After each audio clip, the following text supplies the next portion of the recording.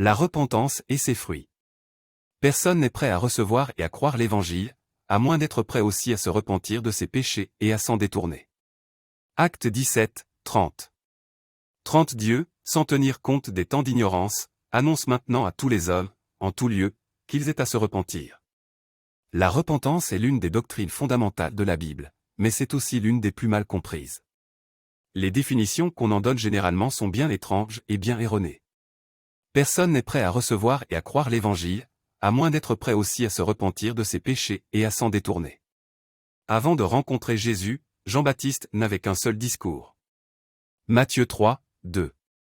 Il disait, « Repentez-vous, car le royaume des cieux est proche. » Mais s'il avait continué à répéter cette parole, sans jamais montrer au peuple, l'agneau de Dieu, son œuvre eût été très imparfaite.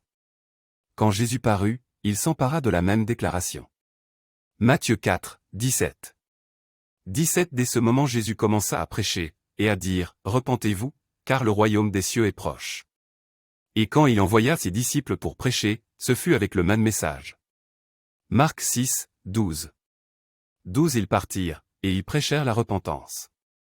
Après qu'il eut été glorifié, quand le Saint-Esprit fut envoyé du ciel, nous retrouvons Pierre, au jour de la Pentecôte, faisant entendre le même cri, « Repentez-vous. » Et ce fut cette prédication, la repentance et la foi en l'Évangile, qui produisit de si merveilleux résultats. Acte 1, 33 à 47. Avant que je dise ce qu'est la repentance, j'expliquerai brièvement ce qu'elle n'est pas. La repentance n'est pas à crainte. Bien des gens confondent ces deux choses. Ils s'imaginent qu'ils doivent être alarmés, terrifiés, ils attendent qu'une sorte de frayeur s'empare d'eux.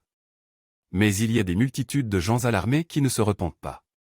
Que de matelots, dans la tempête, crient miséricorde à Dieu, pour recommencer, une fois la peur passée, à jurer et à se mal conduire. Ce n'était pas la repentance, mais la peur qui les faisait crier. La repentance n'est pas non plus une impression. Bien des gens s'attendent à éprouver une émotion extraordinaire, ils voudraient se donner à Dieu, mais ils n'osent le faire avant de l'avoir ressenti. À Baltimore, je prêchais chaque dimanche à 900 criminels dans la maison de force. Il n'y avait pas un seul homme, dans cet auditoire, qui ne se sentit misérable. Pendant la première semaine de leur séjour dans la prison, ils avaient tout passé la moitié du temps à pleurer. Pourtant, si on leur eût donné la liberté, la plupart seraient retournés à leurs mauvaises actions. En fond, ils se sentaient malheureux parce qu'ils avaient été pris, voilà tout. La repentance n'est pas davantage le jeûne et la macération. Un homme peut jeûner pendant des mois et des années, et loin d'abandonner son péché, faire de ses pénitences une raison pour persévérer dans le mal. La repentance n'est pas le remords. Judas eut des remords, il en eut de si terribles qui le poussèrent au suicide, cependant, il ne s'était pas repenti. Je crois que, s'il fût revenu vers son maître, s'il se fût jeté à ses pieds et lui eût demandé grâce, il eût été pardonné. Au lieu de cela, il alla vers les prêtres, puis il se pendit. Toutes les pénitences du monde n'impliquent pas la vraie repentance. Souvenez-vous bien que vous ne pouvez payer les péchés de votre âme avec les douleurs de votre chair.